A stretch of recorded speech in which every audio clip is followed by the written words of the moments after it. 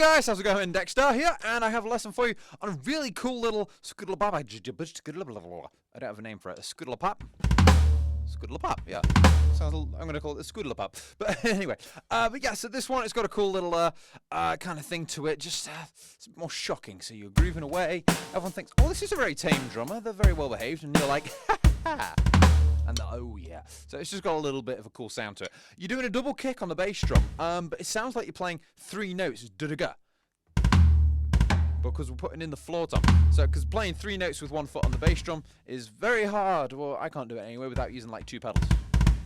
But what we can do if you're just using a single pedal, you can go like double kick with 1 foot, then put the floor tom in there, and then I'm following that closely behind with another snare drum, which sounds pretty cool. But the rhythm of this one's a little bit funny because it puts the snare drum in a slightly displaced place, which creates more of a kind of strange sound, which sounds cool. So from the top, we're just going to do a basic groove to start with this kind of first half here. You can make it more complicated later, but I'm giving us kind of some context so we can apply this.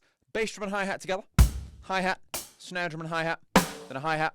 So first bit, kick and snare, and that's kind of something to refer against. And then from the halfway point here, we're going to play bass drum and hi-hat, and then a hi-hat, and then the fun bit, which I'm going to teach you after I ask you to please press that subscribe button. Really helps the channel. Cheers, guys. But then we're going to go double kick, so 1, 2, and then right hand on the floor tom, and then that left hand really loud. But rhythmically, it feels a bit strange. So just the second half. So 1, 2, and reason being, if I take out the double kick, you've got this 1 and. So I've taken out those 2 bass drums just in there. So, and it's because it's like if we were doing this, if we were playing 4/16 notes at the end, 4 E and It's like we're doing that. Ga ga ga ga. 1 and da da da da. 1 and 4 E and But we're not doing the last 2 notes. 1 and 2 ga ga ga. So that snare drum's slightly later than it would normally be, but getting the timing of this can be tricky. So 1 and right left, 1 and right left. And you can see there's quite a big gap at the end.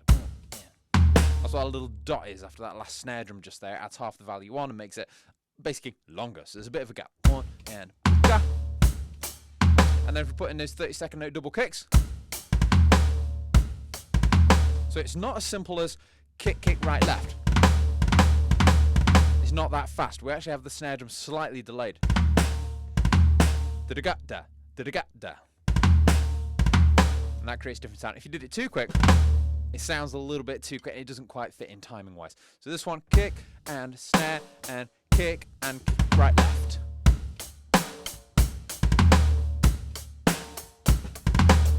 So work on the timing.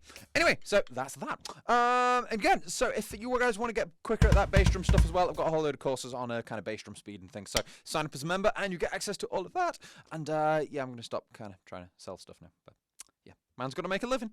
Anyway, back into it. I'm going to do a short solo now anyway, just demonstrating this in a few different ways that I like to use it, because there's a lot that you can do with it. But yeah, you guys take it easy, and here we go.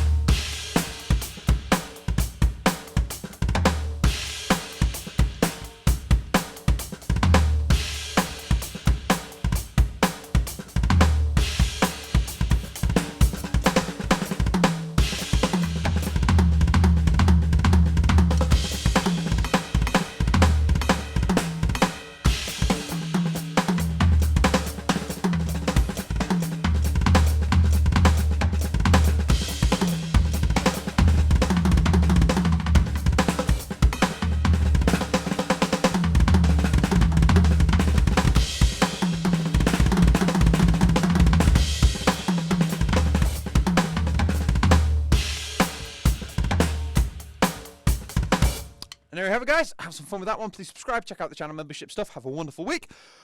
Whew, and I'm going to have a drink now. So, see you guys soon.